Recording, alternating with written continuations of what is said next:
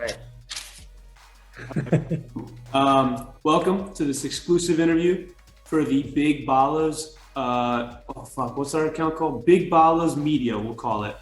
I'm an Yes. intern. Unfortunately, Waj couldn't make it. Waj had to go walk his pet fish, so he had the intern come in for the interview. And I'm here with Rob, Bobby, Sean Marks, Schwartz Malzberg, owner and director of basketball operations for the Sean Marks Super Squad. He's been a little bit quiet so far as we come into the season, but he's made some time out of his busy schedule to speak with us here at Big Ballas Media, and we're thrilled to have you here. How you doing, Rob? Doing well. Thank you for having me. It's a pleasure to be here and be able to speak my mind to the public. Great, it's great. I mean, the public has had it's been a lot of questions regarding, I guess, your off season and the kind of the aspirations for this season. So, if you want to talk a little bit about this most recent trade with Commissioner Rosenblum and talk about kind of what was the process there and what's the goals for the team structure. So I think the team structure is a little bit complicated, obviously, with the cap-stricken league. I think, of course, we'd love to have more money, but I think getting Giannis is a whole different story. Giannis is a generational talent, and pairing him with Kevin Durant is something that you can't pass up. I think acquiring Kyrie Irving is probably the biggest question mark of this deal. Kyrie Irving, we think he'll play. We think that we got him at a discount. We think that he'll be, whether it's in a few weeks, whether it's halfway through the season, we think he'll be playing. And you know what? We could have made a deal and, probably shipped off Ben Simmons, but you know what? We got a lot of guys at a really cheap $1 discount. And while they may not be as good as the rest of the league, I think that in terms of our aspirations, we're looking to finish middle of the pack this year. So, looking for a playoff finish as you kind of figure out the contract situation. Yeah, definitely. Obviously, you hope to make the playoffs. Last year was a disappointment, losing in the first round. But I think that if we see that it isn't working out, I don't think we'll be afraid to not jump ship, but definitely make some room and get ready for next season. Yeah, definitely one of the things the league's talked about is your front office's willingness to kind of make some moves. Yeah. All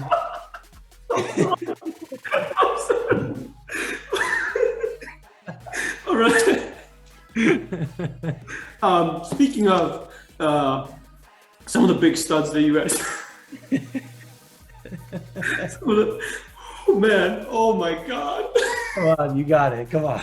Dude, I wasn't on Athletical or any of that, so. All right, come on. We got it. We got it. This is serious here. I'm not bad. I don't mean to waste your time, Mr. Schwartz. It's all good.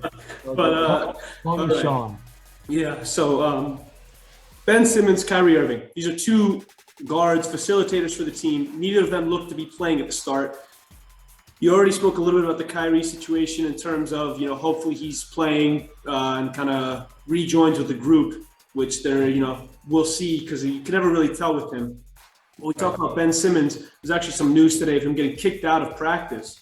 So is there any immediate reaction to that? Any actions taken by your team to figure this out? Well, I think kind of like with Kyrie, it's a wait and see situation. We're definitely disappointed. We thought that a trade would have been made by now by the Sixers and hoping that, he'd been resolved. We'd hope that if he did come back, that he would be, a different guy with, and kind of be in a better position with the Sixers overall and being friendly with the co-stars on that team. I don't know. I think that we believe he will play either in the second game or the third game of the season for them, or this will have sped up the trade process, as we saw with James Harden. He treated his teammates like garbage, and he got traded, and look at what he's become. So I think we can see a similar situation with Ben Simmons pretty soon. We do have two of the biggest question marks on our roster, but I do see them as assets instead of liabilities going forward. And to throw a little bit of a wrench in there, I do think that there are teams who have been interested in both of those players and who have texted our organization with interest. So it's only the beginning of the season. They haven't played, so we think that their value will go up as time goes on. Very interesting. The mention here of other teams being interested, and I'm sure Waj is going to dig his teeth into some possible trade rumors in the coming days. Yes. Especially if we see them return to the court, because undoubtedly immense talents for the league and huge reason why we have so many fans here at Big Ballas. Last question that I have that I really want to touch on is the rest of the roster. You talk about how were able to put together a team with very top-heavy contract situation for the stars, and the rest of the team you call players on a discount, players that maybe have been overlooked by other people, players that fell to you in the later rounds of the auction. I see that Enes Kanter's back after he was immense for you last year off the waiver wire. You want to talk about Kanter and maybe some of the other guys that you're looking to hopefully spark the team and surprise people? Sure. I think along with Kanter, who was a crucial part to our playoff run last season with Damian Lillard in Portland, now he's switched teams to Boston. I think we have Bruce Brown, who's filling in for Kyrie. He'll definitely be part of the starting five for the Nets. He's also a facilitator. I think Moses Brown is definitely under the radar. He was key for Colin Romaglia's team. I know that he's not on OKC anymore, and he may have less playing time, but he is a young asset, and that's why we signed him to a 2-year deal. We do like Nicholas Claxton. He started playing halfway through the season last year. We picked him up off waivers last year. He will be the starting center, we believe, for the Nets. He's also a young asset. We also like Jayshawn Tate, who really showed his presence in the league on the rebuilding Rockets. And I think DiVincenzo on the Bucks too, who got injured at the end of last year. He'll be back probably in the next few weeks. He's another asset that we're looking forward to bringing in. So, I think that a lot of these guys may be no names compared to some of the other roster guys that are on other teams, but they're young, they're gritty, they're willing to fight. And we're just looking for guys to put up points for us, because that's what it's all about. It's a numbers game at the end of the day. It's not about who's got the best names. We have got, top talent, but we've got a lot of good role players. So we're excited.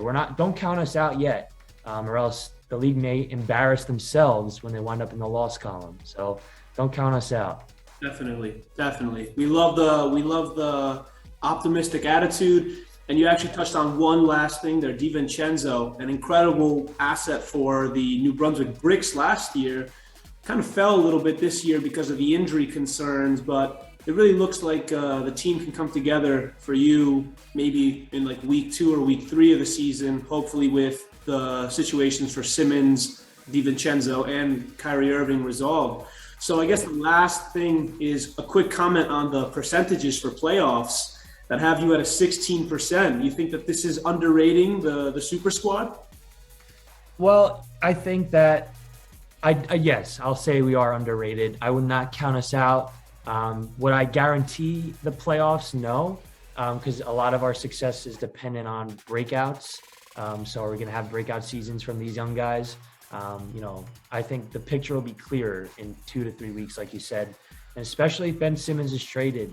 I think he will have a ball of a season. He will ball out, and Shake Milton will definitely take his place. He's also on our injured reserve list. So, like you said, I think the 16% right now is too early of an assessment. I mean, at one point, there's another league that we're part of that Colin had a 4% chance of making the playoffs, and he ended up making it. So, who knows? These predictions are wrong all the time. So, like I said, don't count us out. 100%. You heard it here first, everyone. Here at Big Ballas Media, do not count out the Super Squad. Rob, thank you for taking some time with us, and good luck with the season. Thank you, John. Thank you.